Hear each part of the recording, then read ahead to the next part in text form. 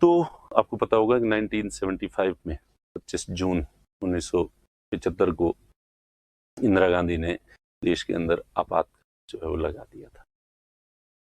और आपातकाल क्यों लगाया था, और इस इमरजेंसी की खूब आलोचना भी होती है और होनी भी चाहिए, क्योंकि वो जो इमरजेंसी थी और इमरजेंसी लगने के बाद जिस तरह से डिक्टेटरशिप की तरह इंदिरा गांधी और उनके बेटे संजय गांधी ने जिस तरह से शासन किया था, तो वो वाकई भारतीय संविधान की जो मूल आत्मा है उसके विरुद्ध था।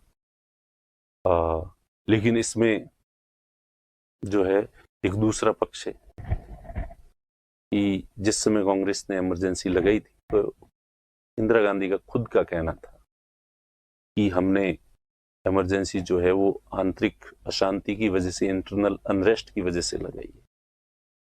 देश के अंदर जो है विरोध बढ़ता जा रहा था और जयप्रकाश नारायण, कुछ लोग जो है पता नहीं जेपी लोकनायक क्यों इतने फैन होते हैं, मुझे तो खैर कभी समझ में आया नहीं।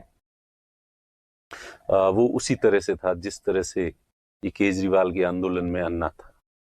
तो उस जमाने के लोगों ने जेपी को साथ लेके मोहरा बना के और एक बहुत बड़े आंदोलन जो है वो शुरू कर दिया था। आंदोलन का एज सच कोई बहुत बड़े कारण नहीं थे कि जिस वजह से आंदोलन जो है वो हुआ था, लेकिन कहावत है, काली हावरे जाए नींद जाए तो पाछी आवे। समझ में आई होगी या नहीं होगी? काली हावरे जाए नींद जाए तो पाछी आवे, यानी ये मारवाड़ी में कहते हैं कि एक जो काली यानी पागल महिला या तो ससुराल जाती नहीं है और जाती तो वापस आती नहीं है। यानी कि कोई भी व्यक्ति या तो कोई काम करता ही नहीं है और करने लगता है तो फिर करने ही लग जाता, करने लो अति पार कर देता है। ये एक बेवकूफ की पहचान होती है। तो अपने जो इंडिया है वो ऐसे ही बेवकूफों का देश है। यूं तो हम आंदोलन करेंगे नहीं, हमारे आसपास इतने सारे अपराध, इतनी सारी अनियमितताएं हो रही है, उनके लिए हमें कोई फर्क ही नहीं पड़ता रहा, यार ये तो ऐसे ही, यार ये तो ऐसे ही रहेंगे। और फिर कभी कोई एक आधी घटना ऐसी होती है पूरा देश सड़कों पे मुड़ आता है, जैसे निर्भया वाले केस में हुआ, बलात्कार हो गया, बहुत जघन्य तरीके से हुआ, सबकी आत्मा को झकझोर दिया था उसने। दूसरे दिन से आंदोलन शुरू हुआ, पर वो आंदोलन था क्यों? ऐसा नहीं है कि सरकार अपराधियों का बचाव कर रही थी, बाकायदा दूसरे दिन जो है सारे अपराधी पकड़े गए थे और सारे अपराधियों के खिलाफ प्रॉपर तरीके से जिस तरह से न्यायिक प्रक्रिया चलनी चाहिए वैसे चल रही थी। फिर भी आंदोलनकारी आंदोलन किए जा रहे थे। उनका आक्रोश, उनका गुस्सा फूट रहा था। ये जो एक साथ भेड़चाल के रूप में अपना आंदोलन करते हैं, इसकी बजाय हम हमारे आसपास जो घटनाएं घटित होती है और जो छोटी छोटी घटनाएं घटित होती है उनका विरोध करना शुरू कर दें, उसके प्रति भी अगर सीरियस हो जाएं, तो ये इतनी बड़ी घटनाएं घटित होने का नौबत ही नहीं है। खैर, इसमें अब कहीं पे इस तरह हो जाता है तो सरकार हमेशा कोशिश करती है कि वो ऐसी घटनाएं नहीं हो। कोई सरकार नहीं चाहती कि उसके शासन काल में उसके राज्य के अंदर बलात्कार की घटनाएं हो, लूटपाट हो या कुछ भी हो। हर सरकार अपनी तरफ से कोशिश करती है, पर एक जनता का भी तो नैतिक स्तर होता है, जनता का भी नैतिक दायित्व होता है। इसके लिए भले ही सरकार हर आदमी पे एक पुलिस वाला खड़ा करती अपराध रोकने के लिए, तो भी नहीं रुक सकते। कब तक नहीं रुक सकते? गांधी जी की तरह जब तक राम राज्य की अवधारणा नहीं हो, हर आदमी अंदर से आत्म अनुशासित नहीं होगा, तब तक ये घटनाएं होगी। खैर, तो मैं जैसे कह रहा हूं कि जैसे विरोध करने के लिए, वो विरोध जो है एक बार करने लग जाते हैं तो खूब ही करते हैं, बहुत अच्छी बात है, पर कभी कभार क्यों करते हो? रोज करो ना, घटनाएं तो रोज हो रही है और तुम्हारे आसपास हो रही है, उनका भी करना चाहिए। तो वैसे ही एक आंदोलन खड़ा हो गया था और मैं जेपी की थोड़ी बुराई कर रहा था क्योंकि मुझे वो बिल्कुल मैं लाइक नहीं करता उसे, क्योंकि सबसे पहली बात तो वो एक समाजवादी थी, सोशलिस्ट, और मैं सोशलिस्ट को बिल्कुल लाइक नहीं करता क्योंकि ये हमेशा ही एंटी एस्टेब्लिशमेंट होते हैं। जो स्थापित सत्ता है उसको चलने नहीं देना है। ये क्या क्रिएटिव तो कुछ करते नहीं है, वो जो कुछ कर रहा होता है उसकी कुचरणी करते रहते हैं, उसका विरोध करते रहते हैं, उसमें कमियां निकालते रहते हैं। इनका काम यही है। इसलिए जेपी का जो बुक है वही वाई सोशलिज्म, समाजवादी क्यों चाहिए, उसमें बहुत तारीफें बताई है समाजवाद की। तो पर मुझे उस आदमी की दिमाग पे कभी कभी दया आती है।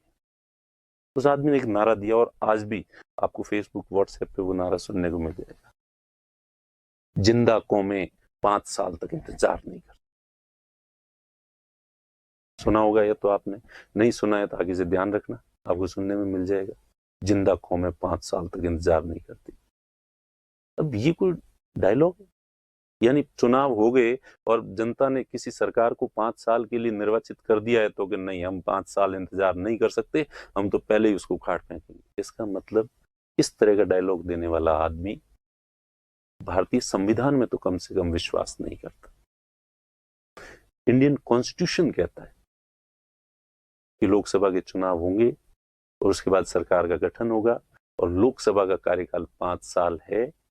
5 साल अगर काउंसिल ऑफ मिनिस्टर्स के पास लोकसभा में मेजोरिटी है तो 5 साल रहने चाहिए। भले ही सरकार कितना ही खराब काम करे, हमारे कॉन्स्टिट्यूशन मेकर्स ने ऐसा कोई प्रोविजन नहीं रखा है कि बीच में ही उस सरकार को जो है वो वापस उखाड़ दिया जाए या वापस बोलो। राइट टू रिकॉल नहीं, प्रोविजन ही नहीं दिया गया।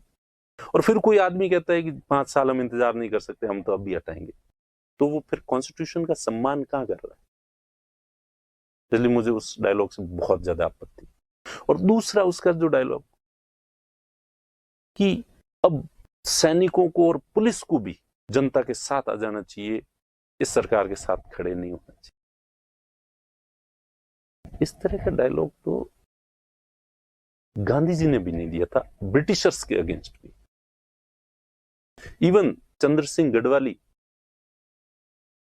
जो सविनय अवज्ञा आंदोलन के दौरान, सिविल डिसओबीडियंट मूवमेंट के दौरान, उसने जो है वो आदर्श जो आंदोलनकारी थे उनके खिलाफ कार्रवाई करने से मना कर दिया था। गांधी जी ने उसकी आलोचना की थी, तारीफ नहीं की थी।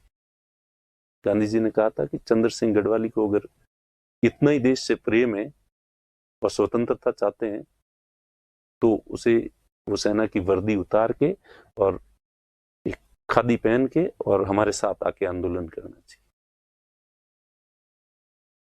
अगर आप कोई नौकरी कर रहे हो, किसी पद की आपने शपथ ली है, तो आपको उस पद के कर्तव्यों को मानना चाहिए, आपको अपनी शपथ पर अटल रहना चाहिए, ऐसा गांधी जी का मानना है। तो गांधी जी ने भी इस तरह से सेना और पुलिस को भड़काने की कोशिश नहीं की थी।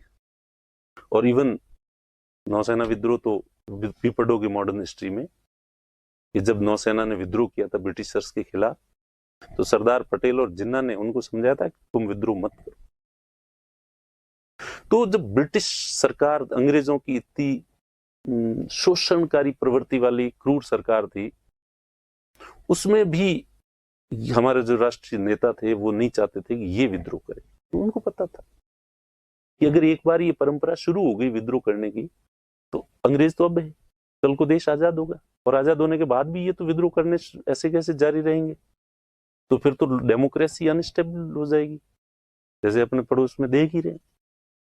हर थोड़े साल में तख्ता पलट होता है, सेना अपने हाथ में ले लेती। और वो आदमी पुलिस और सेना को कह रहा है कि सरकार का साथ मत दो और हमारे साथ आ जाओ। आप इमेजिन करो, अगर उसकी सलाह मान ले तो क्या भारत का लोकतंत्र स्टेब्लिश रह सकता है? नहीं रह सकता।